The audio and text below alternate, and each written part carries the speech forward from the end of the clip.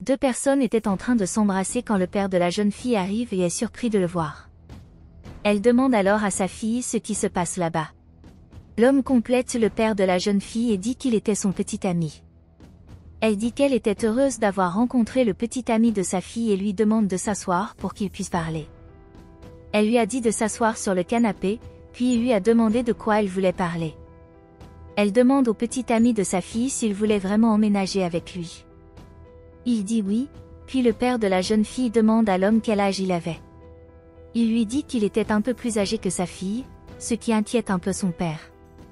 Elle lui demande alors avec quoi l'homme travaillait et il lui répond que malheureusement, à ce moment-là, il ne travaillait pas, mais qu'il faisait toujours des travaux pour gagner un peu d'argent. Elle demande à l'homme s'il savait que sa fille n'avait pas encore 18 ans et il répond par l'affirmative. Elle demande alors à l'homme où ils allaient vivre et il dit que l'intention était qu'ils vivent chez les parents de l'homme. Il a dit qu'il y avait une bonne chambre dans cette maison et qu'il pourrait y vivre pendant un certain temps. Elle dit alors à sa fille que, comme elle le savait déjà, son père les a abandonnés il y a longtemps. Elle dit ensuite à sa fille qu'elle préférerait qu'elle reste dans cette maison, au moins pour les prochains mois, jusqu'à ce qu'elle atteigne l'âge de 18 ans. Elle a dit que la maison était trop grande et qu'elle allait être seule, à vivre là, sans sa fille. Elle dit que s'il lui arrivait quelque chose, cette maison serait celle de la jeune fille. La fille demande des nouvelles de son petit ami et le père dit qu'il n'y a pas de mal à ce que l'homme vive dans la maison avec eux. Elle dit que même si l'homme n'avait pas d'emploi, elle ne voyait pas de problème à ce que l'homme vive avec eux. La jeune fille est heureuse et dit que son père était très gentil avec eux. Le père dit alors qu'il serait bon que l'homme vive là-bas, car il pourrait aider à la sécurité de l'endroit. L'homme le remercie et lui dit qu'il n'avait pas pensé à cette possibilité.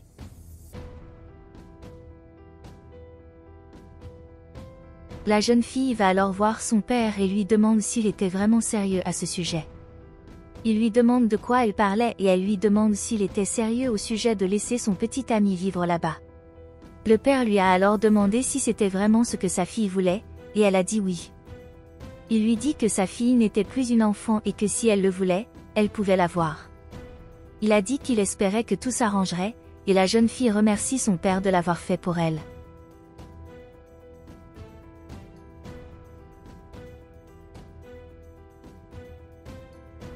Plus tard, l'homme dit à la fille qu'il avait très faim, mais elle lui dit qu'il n'avait pas besoin de s'inquiéter car bientôt son père lui apporterait le petit déjeuner. À ce moment-là, le père arrive et la fille demande où était leur petit déjeuner. Le père a alors dit que sa fille ne pouvait pas jouer avec ces choses, mais elle a dit que c'était grave et qu'elle voulait leur petit déjeuner. Le père lui dit qu'elle ne leur préparerait pas à manger, car maintenant que sa fille vivait avec son petit ami, elle allait devoir assumer certaines responsabilités. Elle demande à sa fille comment elle pensait qu'il ferait pour se nourrir. La jeune fille dit qu'elle ne savait pas, mais qu'elle pensait que son père l'aiderait. Le père dit alors que tout ce que sa fille avait à faire était de se lever et de préparer la nourriture. La jeune fille dit alors que son père savait qu'elle ne savait pas cuisiner. Elle demande alors à son petit ami s'il savait comment préparer quelque chose, mais il dit que malheureusement, il ne savait rien préparer. Elle monte alors ici, puis ils y réfléchissent et demandent à son père de l'emmener à l'école parce qu'elle était en retard. Le père ne dit pas non plus à sa fille qu'elle ne l'emmènerait pas à l'école, car maintenant qu'elle vivait avec son petit ami, elle devrait le faire elle-même.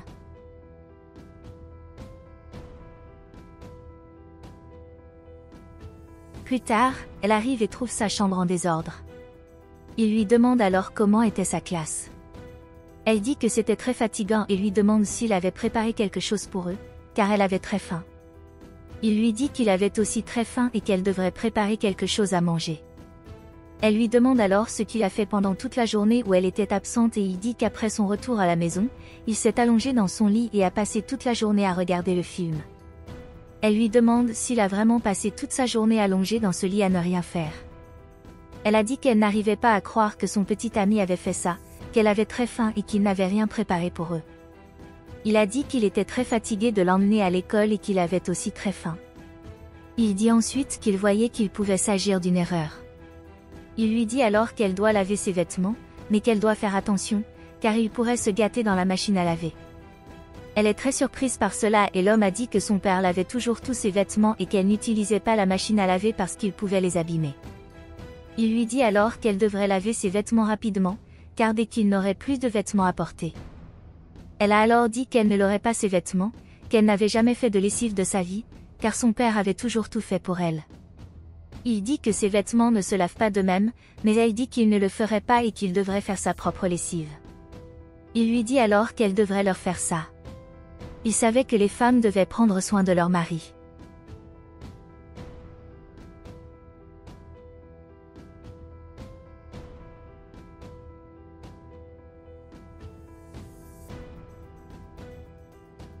La jeune fille va alors voir son père et lui demande où il est allé. Il trouve cette question étrange et dit qu'il a travaillé. Elle est furieuse que son père ait quitté la maison sans rien manger et qu'elle n'ait rien à manger ni rien à porter. Elle dit que son père devrait y réfléchir davantage avant de recommencer. Le père de la jeune fille dit alors qu'il n'avait rien laissé de préparé comme avant son départ pour sa fille. Il a dit que maintenant que sa fille était mariée, elle devrait faire ce qu'elle voulait et qu'il ne l'aiderait plus avec ça. Il dit que maintenant qu'elle est mariée, elle devrait tout faire toute seule. Elle va alors voir son père, lui dit qu'elle ne supporte plus de vivre avec son petit ami. Le père demande comment cela a pu se terminer si vite, alors qu'ils ne vivaient ensemble que depuis un jour. La fille dit qu'elle ne supportait plus de vivre avec l'homme, bien qu'elle l'aime beaucoup, elle dit qu'il n'a rien fait et qu'il s'attendait à ce qu'elle fasse tout pour lui. Le père dit alors à sa fille que malheureusement la société est très sexiste et qu'elle s'attendait à ce que la femme fasse tout pour prendre soin de son mari. Elle dit que même si elle avait tout fait pour sa fille, elle ne pouvait plus l'aider car elle vivait maintenant avec son petit ami.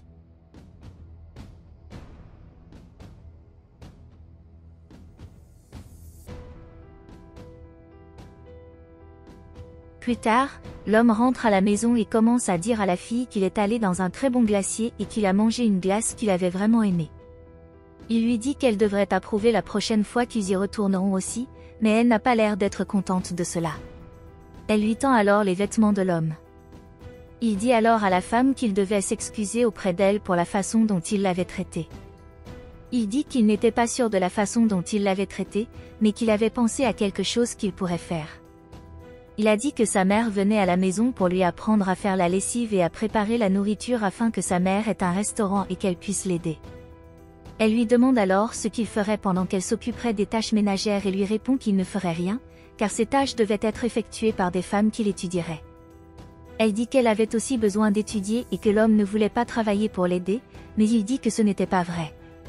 Elle dit alors qu'elle aimait beaucoup l'homme, mais qu'elle ne pouvait pas continuer comme ça.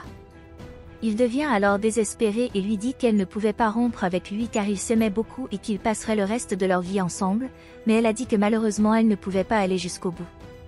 Elle a dit qu'elle avait fini par se rendre compte que ce n'était pas le bon moment pour cela. Elle dit que c'était une époque où elle devait se concentrer sur ses études pour avoir un avenir meilleur et que l'homme l'empêchait de l'obtenir.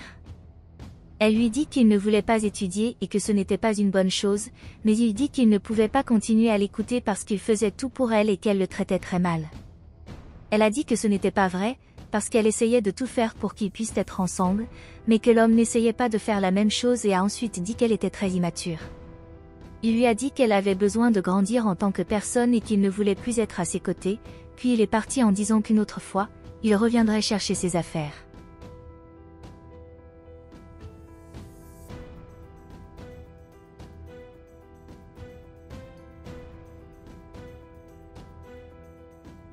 Alors qu'il partait, le père de la fille lui a demandé où il allait, puis a dit qu'il partait, qu'il ne resterait plus là, puisque c'était le plan du père de la fille depuis le début.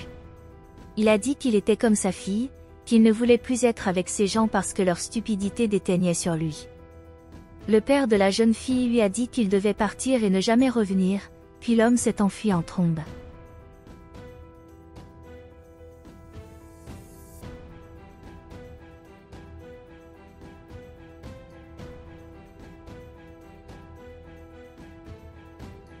Le père de la jeune fille va alors voir sa fille et lui demande comment elle va. La jeune fille dit qu'elle allait bien et qu'elle avait rompu avec un homme car elle allait se concentrer sur ses études à ce moment-là. Elle a dit qu'elle ne savait pas si elle le voulait, même si elle voulait vraiment être avec l'homme.